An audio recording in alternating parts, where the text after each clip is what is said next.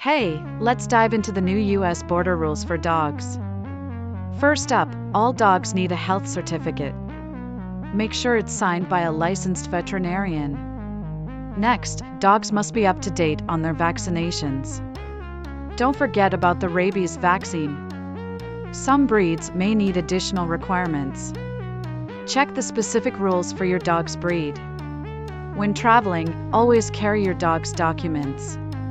And remember, some states have their own rules too. Stay informed and keep your furry friends safe.